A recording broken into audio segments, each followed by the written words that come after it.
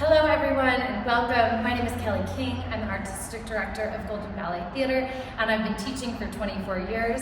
I am so excited to share with you just some basic things that are going to help you have incredible success for your adult ballet program. So, yeah, and it's filling fast. We just have a few spots left, so if you want to join us, I suggest you hop in the studio and do so.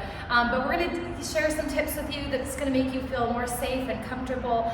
Now, the most important thing, I believe, is that safety first, is keeping you dancing all the way through your life. It's really been essential for me, even as a young dancer, to make sure that I'm doing things correctly and accurately so that I can dance, I can walk, I can run, hopefully without pain for as long as possible. And so that is absolutely our intention here, is making you, helping you create a beautiful experience dancing, but also to keep you safe and well and healthy in the process. Okay, so first things we're going to go over is the basic parts of dance. The three most basic parts of dance. We're going to go over your feet positions, your arm positions, and then at the end we're also going to go over where your turnout comes from and how to use it in a correct way so that you have absolutely a great sense of how to use your turnout when you walk in the door. All right, so first thing first, three parts of dance. Okay, we have your plie, your releve, and your sauté. So plie means to bend, so you're just bending your knees. Your releve means to rise, and you use a plie to do that. And you have a sauté, and that's combining your plie and your releve into a jump.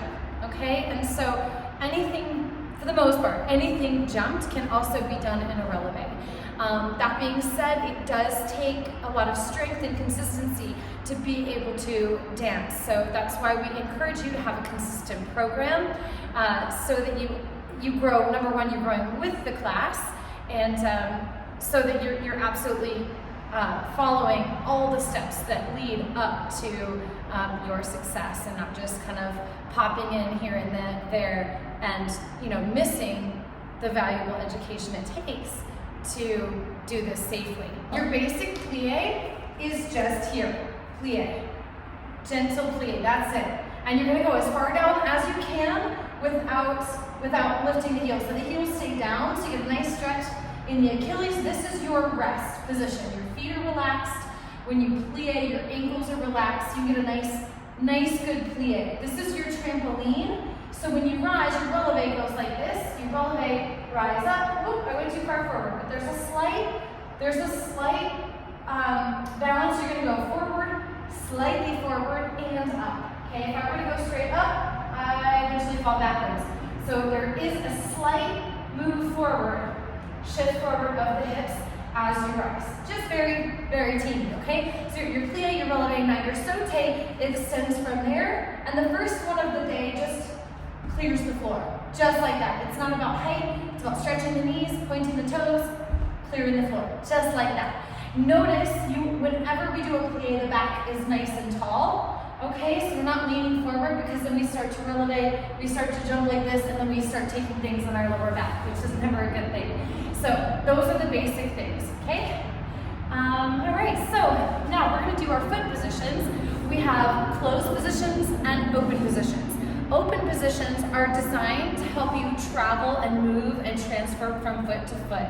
Now dancers will, you often think of dance as these beautiful poses and picturesque moments, but in truth, it's really about being able to transition through things smoothly, eloquently, so that you stay safe and everything feels really smooth and connected until your beautiful balance holds or whatever you might be doing. And your closed positions are designed to help you balance. And it's a progressive foundation. So like your closed position, so we have first position, okay, held here, and then you slide to the point and lower. This is a second position. This is designed to help you transfer side to side. You can do that with a plie here. You can also do it with a chassé, plie, And that's a nice preparation step for traveling steps across the floor, so on and so forth, okay? Then we also have, so this is first, let me scoot back, this is first, slide to second, okay?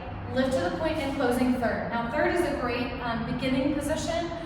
This can be great for adults. We use this for children as well as they're learning and growing, so we don't overdo it on their hips. So this is a great position if you have a little bit of trouble or you're a beginner. To work in third position is a lot safer. This is where I work mostly when I teach because I'm teaching quite a bit throughout the week. Okay, then we go to fourth position, which crosses right in front of the navel, and then you pull the foot gently back, so you have a small fourth position. Now, fourth position is a transitional position as well, just like second position, you can go forward and back. So there's lots that you can do here.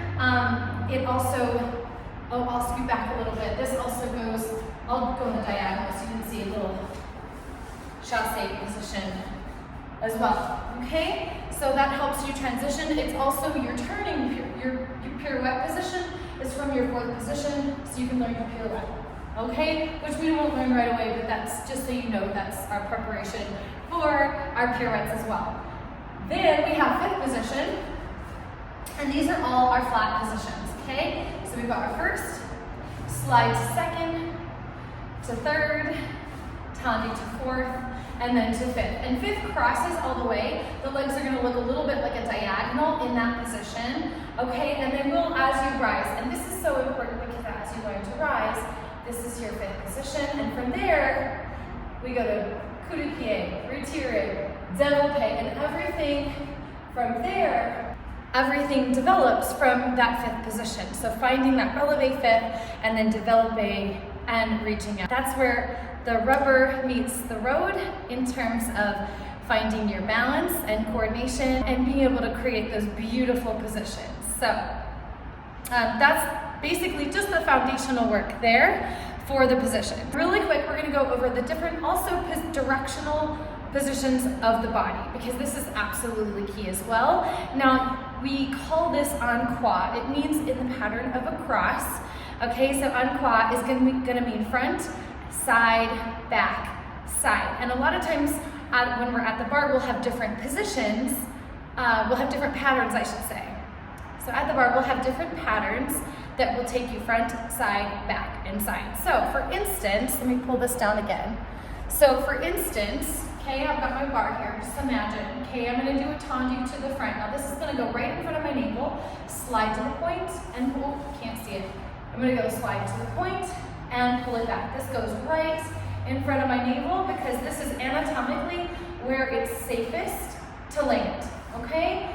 We don't do really anything diagonally this way unless our body is turned, and then we would be still in that front position, but my body is turned to meet this beautiful diagonal line, okay? All right, so also your leg will look the longest there, so you don't have to have the perfect body to dance.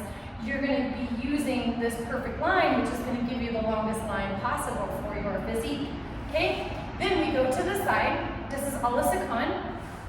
And for us, I like to think of this, if I were on a line, it just slides in a straight line so that my toes are meeting about the same point on the floor.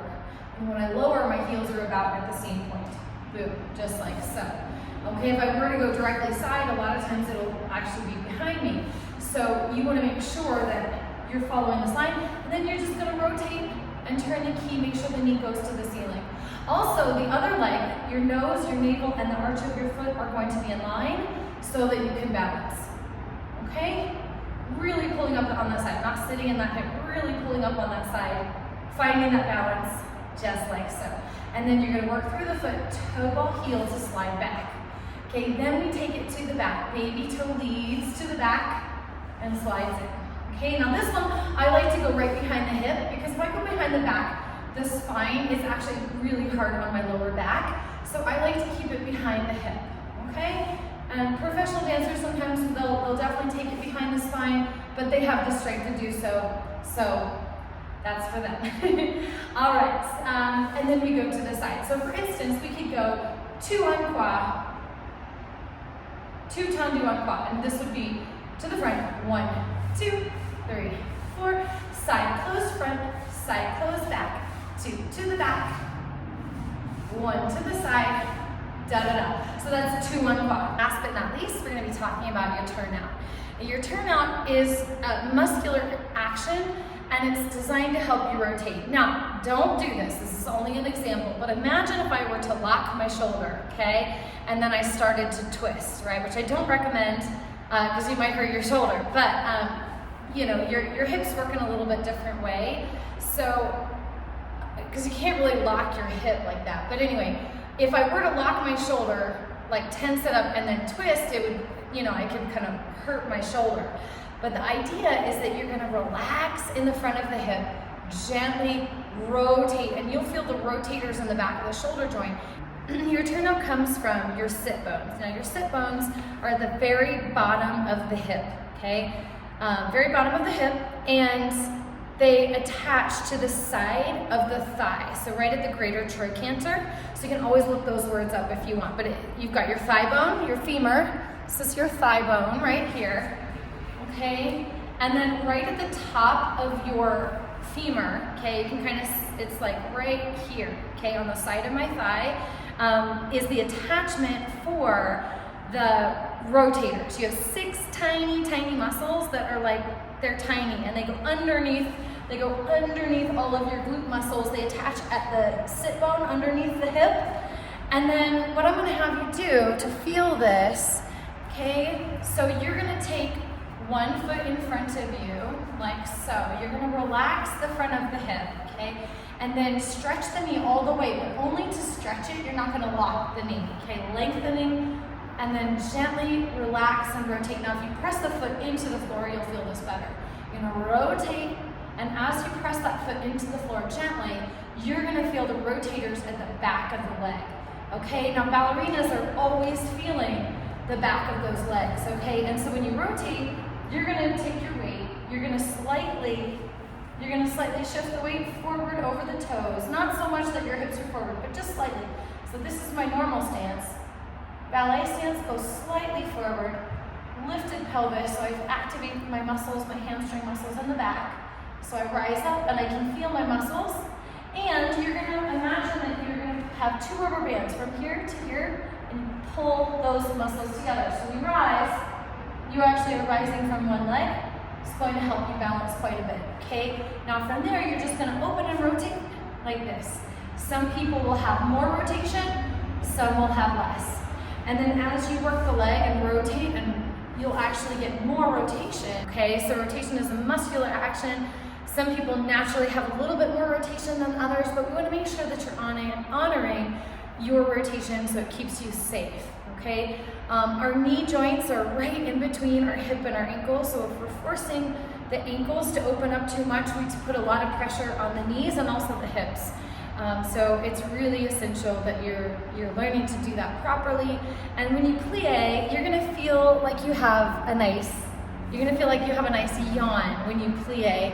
So I'll do a first position plie. So I'm here in first, and as I plie, the front of the hips are gonna like yawn. I know it's pretty silly, but you're gonna feel like the fronts of the hips are yawning.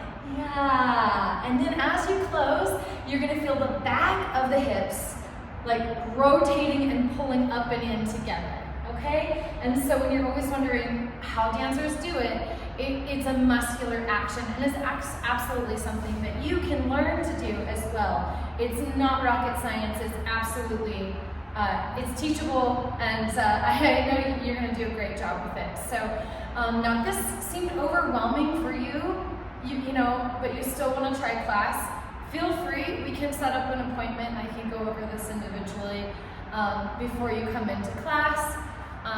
But this is a really great way to learn. So really just jumping in. When I started at 14, I had my Russian teacher, and I jumped right into private lessons. And she just, oh man, she just went to it. I didn't learn super slowly. And so our program really is designed to give you an overview of the classwork, and then as we go, we'll correct and we'll help. But we want to get you moving. We want you to have a good time. And of course, we're going to keep you safe with progressive movements so that you're never going to be overdoing it. So I hope this was helpful for you. And we're looking forward to seeing you in the studio because this is really where it's at. I promise anybody can learn. Children learn every day. We give these same tips and techniques to young children and they understand it, pick it up, grow and develop in magnificent ways. And an adult mind is going to learn even faster. So just know that. All right. Well, I encourage you to join us. Thank you so much, and reach out if you have any questions. We'll see you soon.